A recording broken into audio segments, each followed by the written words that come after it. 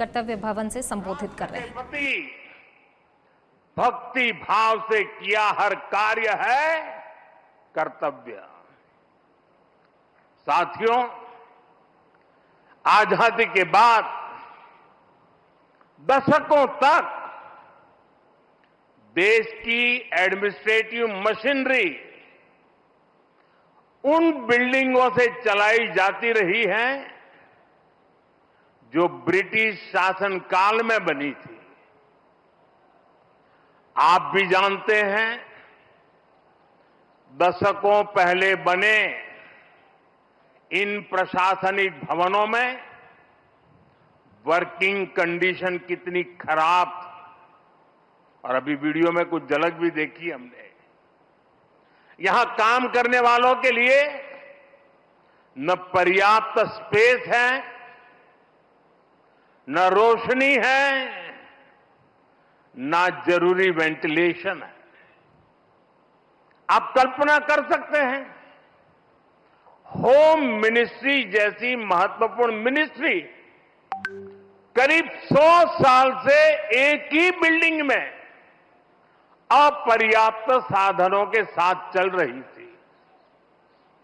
इतना ही नहीं, भारत सरकार के अलग अलग मंत्रालय दिल्ली के 50 अलग अलग जगहों से चल रहे हैं।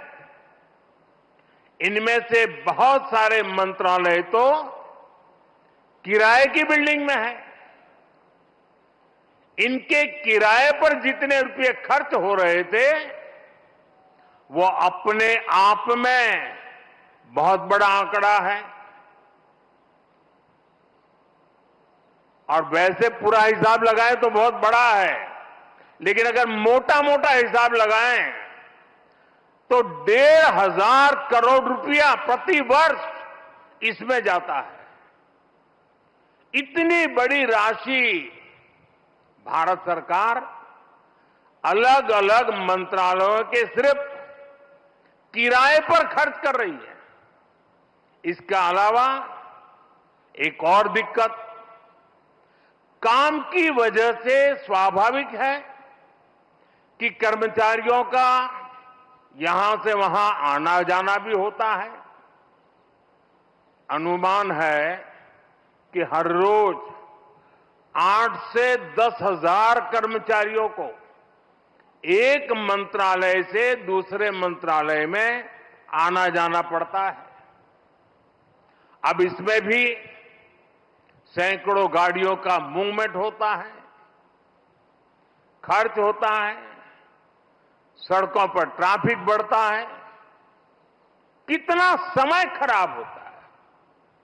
और इन सब से काम में भी इनएफिशिएंसी के सिवाय कुछ नहीं रहता है।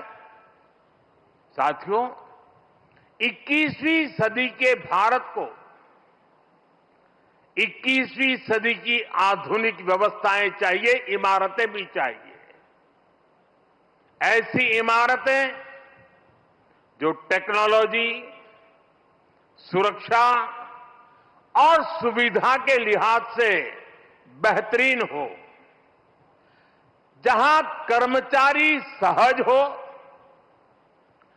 फैसले तेज हो और सेवाएं सुगम हो।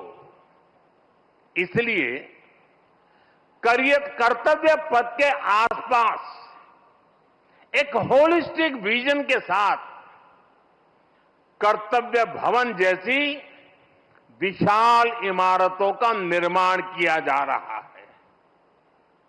ये तो पहला कर्तव्य भवन पूरा हुआ है। अभी कई कर्तव्य भवनों का निर्माण तेजी से चल रहा है। ये ऑफिसेस जब आसपास शिफ्ट होंगे, नजदीक नजदीक हो जाएगी, तो इससे कर्मचारियों को सही वर्क एनवायरनमेंट मिलेगा, जरूरी सुविधाएं मिलेगी, उनका टोटल वर्क आउटपुट भी बढ़ेगा और सरकार जो 1,500 करोड़ रुपए किराए पर खर्च कर रही है वो भी बचेगा। साथियों, कर्तव्य भवन की ये भव्य बिल्डिंग, ये सभी प्रोजेक्ट्स, नए डिफेंस कॉम्प्लेक्स, देश के तमाम बड़े इंफ्रास्ट्रक्चर प्रोजेक्ट्स, ये देश को पेश का सबूत तो है ही, ये भारत के वैश्विक विजन का प्रतिबिंब भी है। हम दुनिया को जो विजन दे रहे हैं, भारत खुद उन्हें किस तरह अंगीकार कर रहा है, ये हमारे इंफ्रास्ट्रक्चर डेवलपमेंट में दिखाई दे रहा है। हमने दुनिया को मिशन लाइफ दिया, हमने वन अर्थ, वन सन, वन ग्रिड का आइडिया विश्व के सामने रखा। ये वो विजन है जिनसे मानवता के भविष्य की उम्मीद जुड़ी है। आज आप देख सकते हैं, कर्तव्य भवन जैसे हमारे आधुनिक इंफ्रास्ट्रक्चर, ये ऐसे इंफ्रास्ट्रक्चर हैं जिनकी आत्मा प्रो पीपल है और इनका स्ट्रक्चर प्रो प्लेनेट है।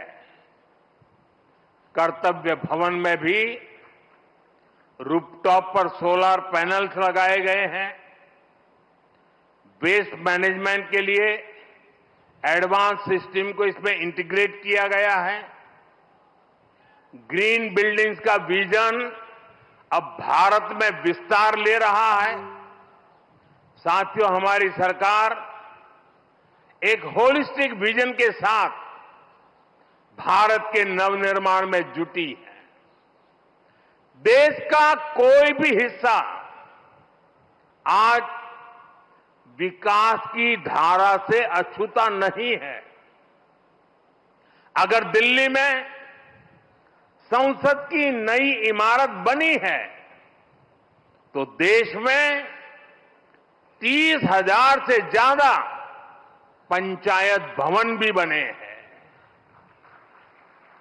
आज यहां एक और कर्तव्य भवन जैसी बिल्डिंग बन रही है तो साथ ही गरीबों के लिए 4 करोड़ से ज्यादा पक्के घर भी बनाए गए हैं। यहां नेशनल वॉर मेमोरियल बना है, पुलिस मेमोरियल बना है, तो देश में 300 से ज्यादा नए मेडिकल कॉलेज भी बनाए गए।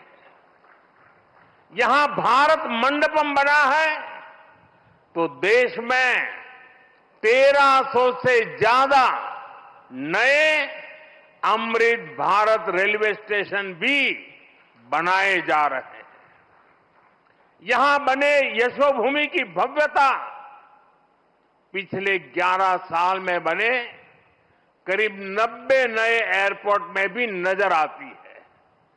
साथियों, महात्मा गांधी कहते थे, अधिकार और कर्तव्य एक दूसरे से जुड़े हुए हैं। कर्तव्य के पालन से ही हमारे अधिकारों को बल मिलता है।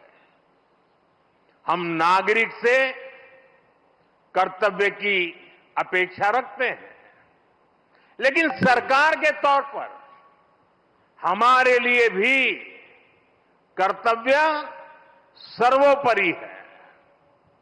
और जब कोई सरकार